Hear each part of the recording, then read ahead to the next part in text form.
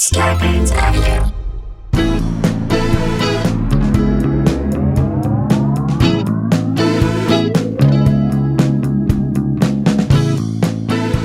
Hey guys, welcome to another episode of Sklarbro Country, the Virus Edition, a.k.a. the Panty Pods. A.K.A. two brothers, no mothers. No druthers. No druthers, a.k.a. two men, one Afghan in the middle of them, a.k.a. one egg, four legs, a.k.a.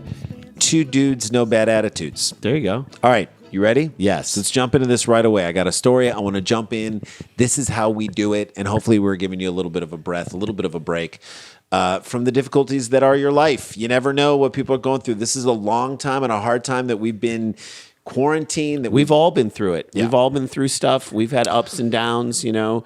It's like every day brings us different news. Good news, bad news. And we live through it too. And this thing serves as a respite for us as well. So let's jump into a story right away, shall we? All right. Let me just say this, that letting Florida set their own rules for the pandemic is like letting your 5-year-old do the grocery shopping for your family. Yeah, you're going to lose your teeth.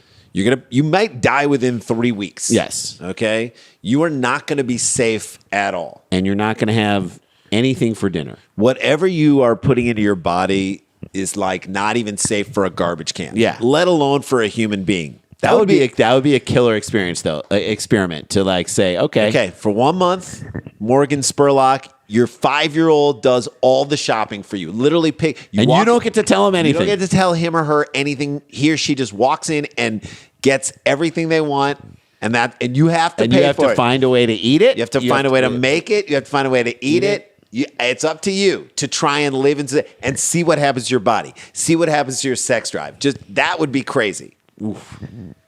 By the way, this is how most people in Florida live. All right, people in Florida have like a life expectancy of like the dark ages. It's what we talked about before. Well, also, like I think people in Florida realize they go, "Oh, we're adults. We can do whatever we want." Right. You There's can't nobody do telling you whatever what to you do. want. There's nobody telling what to do. You cannot do whatever you want. No, exactly not.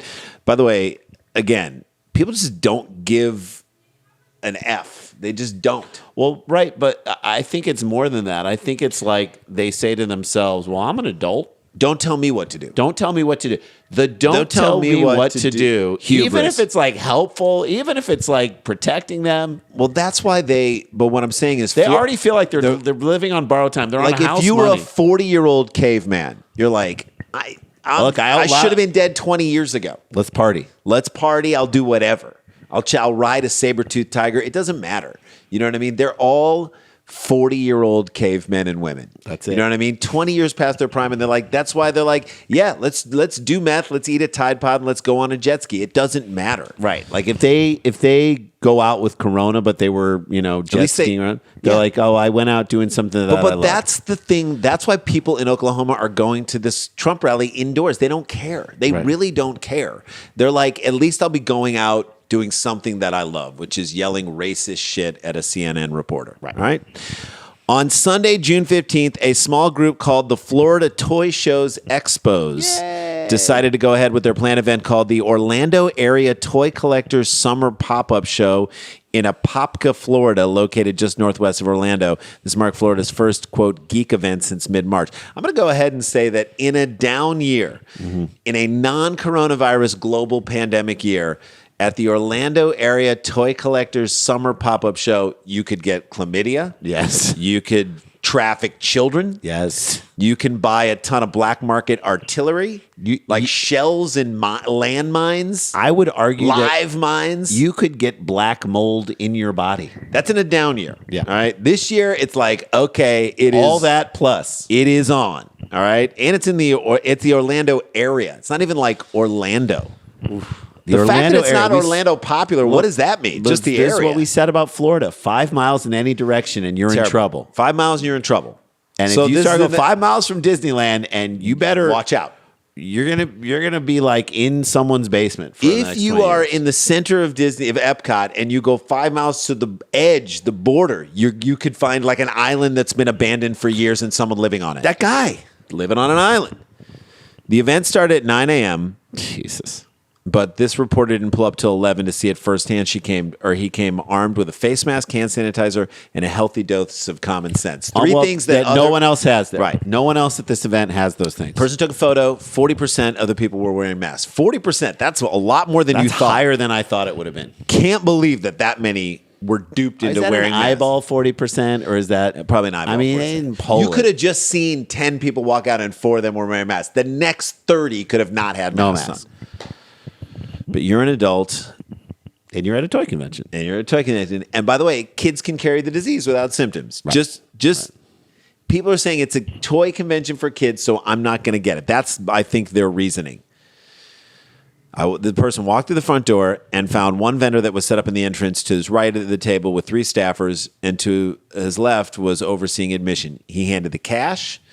He or she, I can't remember who this was who did it. This is like buying guns illegally. They're like, yeah, $5 to enter. They handed the journalist a green wristband. That person asked the third staffer, the one not taking the cash or passing out wristbands, are there any safety measures in place? Smart. It's just something you want to ask. You're walking into a convention right now, and my assumption is probably not. That would be actual work. That the person, I'm assuming, is like I'm already overwhelmed by getting all these booths up. Why do I need to care about people's health? He began to explain to the journalist that the walkways in the room were set so the attendees could, quote, only walk north. And the journalist assumed that he was being sarcastic, but just asked just in case. So the walkways are set for one way, and the person said, no, I was just kidding. So the person said, here is a safety thing put in place that would be great for a convention like this. It's actually the most sensible thing that would ever come out of this person's mouth. So to that person saying it was outrageous to put arrows, at a Goodwill in Tampa, they've got arrows on the floor. It's a joke. What he's saying is like, no. Precautions we're gonna make sure that everyone's 6 feet away from each other. Really? No. What, are you joking? What? He then explained they expected attendees to just, quote, manage themselves and stay distanced from each other. The journalist shrugged, walked away, immediately wondered how everyone was supposed to do that. You're just going to say, no one's even going to say when you walk in, hey, be smart and be distanced. Mm-hmm. Hey, they can stay distanced at a bar pool in the Lake of the Ozarks and not catch corona. Then they did. Oh, yeah. They did. That's right. Well, this is Orlando. There was no apparent capacity limit. No one was managing the number of people inside, just crowds of attendees on top of each other. And as you can see in the photos, once they're in there, only 20% were wearing the masks. So 2 out of 10 people are wearing masks. I did a rough count when I walked around, this person said, and there were over 300 people in the event and only in one room. 20%. 20%. 60 people out of 300 were wearing masks. Jesus. And I'm sure they were laughed at and ridiculed. Among those in the crowd were 2 attendees passing out their flyers for their own convention. Neither person was wearing a mask or wearing gloves, just passing out flyers. Great. Instead of taking a physical flyer, I asked to take a photo of it, and then I'm sure you got punched in the face. Sure. This reporter. Yes. This reporter then stayed at the event for about 20 minutes before walking outside and basically taking a bath in Purell. Oh, my God. Hand gel, antibacterial, got in the car, jotted down notes, stopped at a local mall to wash my hands and face before getting some coffee and finding my way home. That's what they said. Jesus. There isn't enough Purell in the world. Like, you would have to literally drink, swallow it, and get it out Trump style. I need a Silkwood shower on that one. Next weekend has 2 more events slated to happen in Florida: the Hero Hype Tampa and the Orlando Anime Day. And it'll be interesting to see if either of them implements any safety procedures. I'm going to say no way. No. There is no way that the Orlando Anime Day is going to allow for people to just distance. I don't know when we're going to be able to go into movie theaters again. I don't. Until there's a vaccine. Well, but here's the deal. The president and his cult are past the point of the pandemic. Do you understand? Right. They're past dealing They're like, with we already did that. Right. So we're done with it. Meanwhile, the pandemic, not done with you. Even though things are spiking more than an Elvis Costello album. Folks. Okay? So nobody's going to take any precautions. No. Nobody is. And her name was Veronica. People are like just living life back to normal. And if we know anything, the public, they always research things. So they know what's up. Exactly. I love this pandemic, that this pandemic being stopped right now before there is visible vaccine requires Americans to be smart. That's what it does. You have to go outside what you would normally do. Someone said if we all did like a serious 100% lockdown. Lockdown for like 3 months? 3 weeks. 3 weeks. 3 weeks. 3 weeks where nobody left their house. Nobody had interactions with another single person outside of their tiny sphere. We could kill it. Be dead. Wow. We'd kill it. Why aren't we doing that? Doesn't that feel like that's so easy? At this Get the point, biz up running again. At this point, it does. There you go. All right. I would never go to that convention. I don't want any of you to go to that convention. If you are going to that convention, please do so in a hazmat suit. Get your toys online. I'm not saying don't support small toy stores. Buy them from a small toy store online. I'm sure everybody's doing that right now. You can do curbside pickup at your favorite local toy store. There you go. All right. That is our first story. Down the books. Let's keep going. We'll take a break, and we'll see you on the other side of this break. This is Sklarbro Country, the Virus Edition. We'll see you on the other side.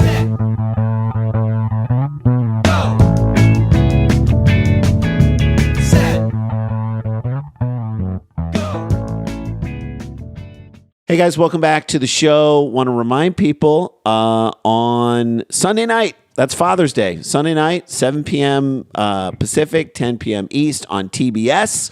We will be on the Tournament of Laughs. We're in the first show. We're up against our friend Yamanika Sanders. She's amazing. If you like us and you like what we're doing, vote for us. We want to move on. We need the votes. We need the votes. We want to move on. We want to be able to do more bits for you. This show is based on that. So if you don't vote, we're not going to move on. We have a great second bit that we shot. We really want to show it.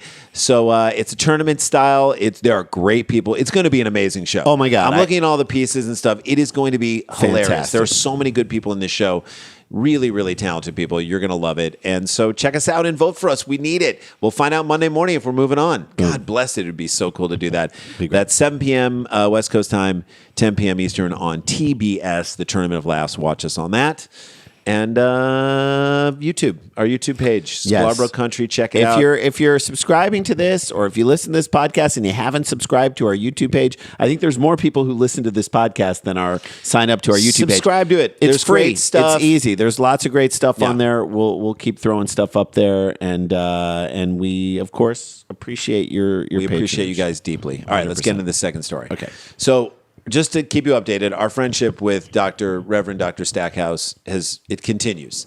The guy is amazing. He's wonderful. Shared photos. We've swapped stories. He's given us inspirational pep talks. We've gone back the same to him. It's such a beautiful give and take. And he's so right. He's like, my job is to get the word of the Lord out there, and your job is to get the word of comedy, laughter out there to people, but we're doing the same thing, basically. Essentially. That's what we're doing. And he's right. Trying to make the world a better place, both of us, through our words. What a great thing. It's weird how close I feel to this guy. How connected we are. And we've never met him. And it gives us hope that we can sit here where we are in Los Angeles, he can be in North Carolina, and still feel, again, he's a man of the cloth. Not our cloth. Right. A man of the cloth, yet he's unique. You know what I mean? He's like a unique person of the cloth. It just shows you that there are... It's funny how people in different realms, if they think the same way, they can connect. Like, I think about a guy like Colt Cabana, who is a wrestler. Yeah. I'm not saying we couldn't be friends with wrestlers. I'm just saying, the way we approach life versus the way probably most wrestlers approach life is different. However, Colt Cabana's a funny guy. He's just got funny in his bones. He appreciates certain comedy. And you hang out with him and you feel like you're hanging out with a long-lost brother. This is like an old kindred spirit. Yeah, it's exactly. Kindred spirits. And when you meet a kindred spirit from a different walk of life, it feels fantastic. Of course, Colt Cabana, a Jewish kid from Chicago. Yes. Dr. Stackhouse, not. All right, I'm curious to hear what he would think about this guy in this next story, all right? A disgraced priest who's come back to the church with a cadre of armed protesters to take back what he thinks is his. Oh, that sounds good. All right, does this not sound like a late 80s, early 90s Bruce Willis action movie? Yeah, or Charles Bronson. It has 76. all the trappings of that. If it was a late 80s Bruce Willis, he'd be like the priest in Bless This Mess. Tonight. Bruce Willis is the priest in Hail Larry. Yes. Bruce Willis is a disgraced priest come back for revenge and kneel before Rod. His name's Rodney. Rodney. All right. Bruce Willis is the priest with attitude in Holy Hell. See, I would watch all those movies. Watched Die Hard recently. Really? Was it good? Yeah, parts of it held up. An ultra-conservative Russian priest who denies that coronavirus exists, so he's already operating. One of the sort of guys in Die Hard who was from the company, who wasn't one of the bad guys, but he kind of gives the up. black guy who's typing? No, who gives up information about them Yeah. reminds me of Rogowski. Oh, no He's way. 100% Rogowski. Rogowski! If Rags was in a show. it'd be- An ultra-conservative priest who denies coronavirus exists has taken over a women's monastery by force. Good for you. Mm-hmm. Father Sergei Romanov of the Russian Romanovs. Oh, okay. Entered the. I'm going to get this. Srednyura. It sounds like you're talking backwards. It sounds like we've rewound this. Srednyurlask. You're like the Srednyurlask. It helps me to talk. You're like Srednyurlask. Srednyurlask convent outside the city of Yekaterinburg on Tuesday. Is it weird that I'm like... Yekaterinburg. I'm secretly happy that this didn't happen like in Macon, Georgia. You're right. The Mother Superior and several nuns have left, and armed guards are patrolling the site. Yeah, what in the world were they going to do? Get into a fight with them? No, they're peaceful people. Yeah. Gun-toting disciples of this crazy person? What are you going to do? You got to pray is what you're going to do. They're not going to fight them. No. Father Sergei Romanov has stated church authorities, quote, will have to storm the monastery if they want him to leave. That's a great sentiment. Yeah. It's a very Christian stance, isn't it? You'll have to fight me to get me out of here. How many times did Jesus say that? You'll pry this chalice from my cold, dead hands. That's it. Police visited the site on Wednesday, but made no arrests. Why not? Why wouldn't you make an arrest? Were they like, yep, this all checks out, convent. Armed guards, check. Take it. Yep, it's all good. Crazy right-wing priest. Yep, check. all good. All Nothing to see here. Maybe they'll give up their guns for Lent next year if we're lucky. Maybe. I don't know how that works. The controversial cleric was banned from preaching in April and then stripped of the right to wear a cross in May after he encouraged the faithful to disobey public health orders. That's got to be the worst. Yeah. And again, we don't know. I'm just speculating here. Being stripped of your cross. Is that like a general getting ripped off? Right. You get ripped to your stripes. Take the medals off. Taking banners down from your Handing arena. your badge to Hard Knocks. Vacating wins. You're vacating your win. Vacating wins. Hard Knocks. Come, bring your playbook into the office. You're fired. It's not a good feeling, by the way. Not that we haven't gone through that ourselves. Let's hop it all on the this time. conference call to find out that this project's not going. Same thing. Happened today, 20 minutes ago. You know something's up. You're done. Yeah. Father Sergei Romanov helped found the Srednyurlask convent in the early 2000s. So why not come back and storm it? Just because you found it doesn't mean you can come back and storm it. Right. Because, people flock to It these is the sermons. least, as from my understanding, the least Jesus-y thing to do. Yeah, what and these guys I'm do. not well-versed in the Testament. No, like I I said, don't- just I don't because you claim started the convent doesn't mean you get to finish it. That's right. And he is finishing it. Now, I'm not well-versed in the New Testament. Neither are you. No, we're not. But I think that phrase, just because you started the convent doesn't mean you get to finish it, that's from the book of Corinthian Leather 4:15. Yes. Very smooth Was that reading. in the Chrysler LeBaron? Cordoba. Okay. Russian authorities shut churches to worshipers on the 13th of April amid the ongoing pandemic and only reopened them this month. So they shut the churches down for 2 months. Good on Russia. I didn't think Russia was doing anything. I thought they were imagining that it wasn't happening and just enjoying watching their own people die. Yeah, Russia to me feels like a less fun Florida. Yeah. It's like Florida without with all the risks that are being taken. Like Right. they don't care about their citizens. Right. They would walk around pretending that nothing's wrong. Russia feels like a fight club. It feels Russia like is an like overall fight club. If we lose 2 million, a couple million people, we lost 20 million in World War II. Yeah, we lose a couple million. Who cares? We killed 20 million. We killed 10 million of our own people. That's right. Who cares? They're like, look, we lost more people in bread lines in the 80s because it was too cold outside. Then who cares? Yeah. On Thursday, officials reported Russia has confirmed 7,790 new infections, its lowest daily rise in 6 weeks, bringing to the total number of recorded cases in Russia 561,091. There is no way. That's a lot, but there is no way it is that only low. that. You know what I'm saying? It's got to be over 1 million. Or maybe 2 million. Millions. Okay. Millions because the information and the shutdown isn't quite as comprehensive there.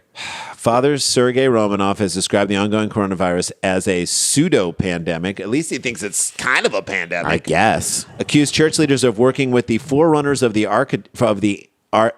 Antichrist. Christ. Forerunners of the Antichrist by closing the churches. Forerunners of the Antichrist sounds like the prequel to Sons of Anarchy. Yes. It's on FX.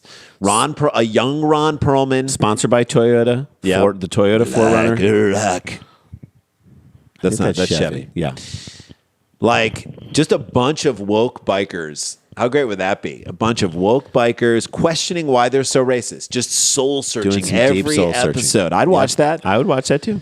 After suspending him in May, the Russian Orthodox Church organized an ecclesiastical court to determine his future. A biblical court to determine your fate. That feels like, I feel like if you have a biblical court, Jay, you should be able to do all the biblical, all the sentences are biblical. Yeah. Stone him. An eye for an eye. Literally take his eye out. Give him boils. Give him boils. Frogs. Locust. Kill his firstborn. I love that it always goes frogs, then straight to locust. Frogs and It's never locusts. anything in between. I feel like frogs are worse than locusts. Although locusts, I watched this thing of like hundreds of thousands of locusts when they like descend on a place. It is insane. It's pretty cool. I mean, frogs are kind of cute. Although just the sound of that ribbit, like thousands of frogs. Deep one, yeah. Every single biblical punishment should be at your disposal if you are an ecclesiastical court. Am I right or wrong? Again, I don't know 100%. what I'm talking about here. This guy's got to go fight a giant with a slingshot. Okay. That's what you got. Yeah. Then see if God's on your side. Yeah. Sergey. Yeah. Can these guys rain fire and brimstone down on him if they want? I don't even know what brimstone is. If they pull a gun on a... They can't do fire and brimstone, but they can do brimstone and treacle. Sting. If you pull a gun on a nun, brimstone and treacle coming your way. You have to sit down and watch the entire movie Brimstone and Treacle. And none on the run. But at the court session on Monday, Father Sergei Romanov told officials his conscience was clear and declared that they would have to kick him out of the Srednyerlasek monastery by force. He left the meeting, and on Tuesday, went to the meeting. He went to the meeting and said, "This is what I'm going to do." He laid it out. Yeah. It's like, I'm going to run the ball off guard. Try and stop me. Yeah. Try and stop me. Hey, Sergey, you just lost an ecclesiastical court date. Where are you going now? To Euro Disney? No, I'm going to go to this monastery and I'm going to take it over by up force. and I'm going to arm myself. You're like, can he do that? He cannot do that. Reports suggest that many of the armed men guarding it are veterans of the ongoing conflict in eastern Ukraine.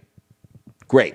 These guys know how to destroy people. Mm-hmm. Journalists are barred, although one reporter from the Russian newspaper Novaya Gazeta managed to get inside past the guards and met Father Sergei. How did that person get inside? How did he get in? That's incredible, man. That's Is that amazing reporting? Unless he appeared as a guard, unless that's, So he gets in. The diocese forbids me to serve, forbids me to speak, but I was blessed to speak, he told the journalist. So now he's like a Mormon. God's speaking to me. Oh, okay. Only me. Yes. What if God told you to let these nuns go? No, he's only talking to me. Right. Who blessed you to speak? The ecclesiastical court? They certainly did not. I'm sure they were like Gwen Stefani in the early 90s saying, don't speak. Yeah. No doubt. Don't speak, bro. Father Sergei faces another session of ecclesiastical court on June 26th. I'm sure he'll show up for that, right? This feels like a guy that just won't miss a court date. He's a rule follower. Mm-hmm. That's what we know about this guy. The Yekaterinburg Diocese says that Mother Superior Varvara, Mother Superior Varvara sounds pretty cool. Yeah. Who has led the convent since 2005, left temporarily to, quote, avoid unnecessary strife. Yeah. And said the cleric should use the time ahead of his next court date for correction and repentance. Good. Guilt him into Give the old Jew. As Jews, we can appreciate that. Excellent job. Yeah, you might want to, repent for your sins before your next date. He's a former policeman, Father Sergei, spent 13 years in prison in a prison colony for murder. Although his supporters deny his case. Right. He was released in the late 1990s. He's really going to play the murder is the case that they gave me. You're not Snoop, man. No. Go watch Snoop singing Let It Go. That was my favorite thing in the world. Snoop just singing Let It Go in his car. Yeah. You're not Snoop, Sergey. You'll never be Snoop. And you'll never be in a general commercial. Legally, the priest has changed his name to Nikolai Romanov in honor of Russia's last Tsar Nicholas II. The former emperor and his family were thought to have been buried outside of Yekaterinburg after their murders in 1918 near the Srednya Slag site. And Father Sergei is seen as the figurehead of the Shattery Tsar worshiper movement within the church. He has made numerous controversial claims in the past, including... I don't even need to hear anymore. This is a controversial guy. Yeah. Who... he has criticized laws against domestic violence and against anti-Semitic sermons. Okay. Besides the anti-Semitism, he also... Sounds like a good guy. He also ministered several Russian sports stars and politicians. Besides the anti-Semitism... He's a good guy. He counsels a bunch of athletes and politicians. He's like a sports psycho. He's a psycho sports psychologist. Puts the psycho in psychology. Who's recommending him to other athletes? That's my question. Like he comes heavily armed to every session. And look, he's really gotten me through extreme force. I had the yips on penalty shots in soccer, and this he used a method of extreme force, fear of anti-Semitism, and anarchist forces and antichrist forces to help me to get through that. Makes just sense. literally see the ball, and I haven't missed a penalty kick 6.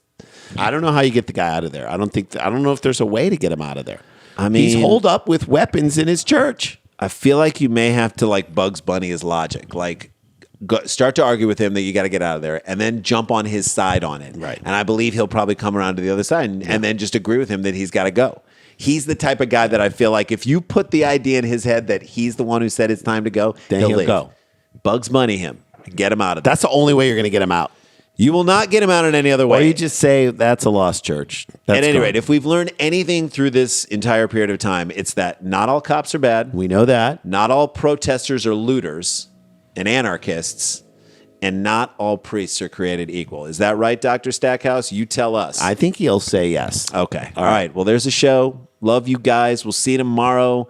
This one is going to send you into the weekend, so I hope you have a good weekend. We'll see you on Monday. Don't forget to watch the TBS show and vote for us. Vote. Vote, vote, vote. On Sunday. And punch a water faucet, wash your hands, stay protected, stay connected, but don't get infected. We love you guys. We'll see you. La-ti-da, la-ti-da-ti-da-ti-da, la-ti-da-da-da.